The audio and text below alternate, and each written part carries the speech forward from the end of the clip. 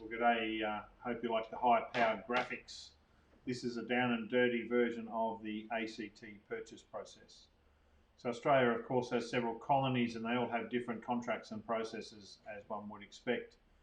In Canberra, it's a verbal agreement based on a marketing contract. So in New South Wales, it's called a contract of sale. But the marketing contract is the equivalent document that has all of the details of the property. You'd want to get that checked out by your conveyancer or solicitor in consultation at the same time as negotiating and etc. When there's an agreed price and agreed terms, there would be a sales advice raised by the real estate agent. That's important for us to get a copy of that and the marketing contract. And ideally, we're looking for and would require and hope for the purchaser's details and the conveyancer's solicitor's details to be added so that we can go ahead with the loan approval and valuation. Now, some lenders won't give a full approval until they get a signed exchange contract of sale, so we've got to be a bit cautious with that and just get the strongest documentation we can.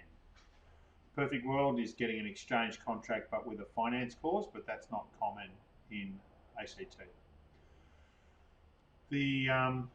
It's a courtesy situation, so in the ACT you don't actually sign, and apparently I understand that most agents are quite reasonable. If you've got an agreement and you've agreed on a price, you would get generally about 2 weeks to go ahead and do any building and pest or strata and loan approval and valuation and that sort of stuff, and we'll help guide you through all of that.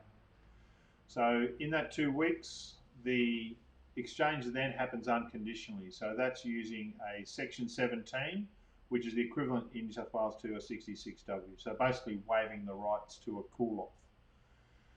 And at that time is when you would pay the deposit. So historically a 10% cash deposit, generally a 5% cash deposit is acceptable. And if that's not available, then you can use a deposit bond. So that's something you could talk to me about.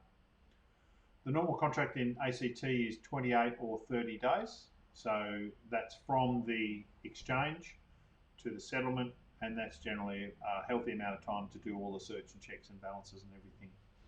So that's a bit about buying property in the ACT. The expert in these matters is your solicitor and conveyancer as always. Anything you sign, any responsibility, any undertakings. The tricky bit is if you don't have a signed contract, how far will the bank go in the approval?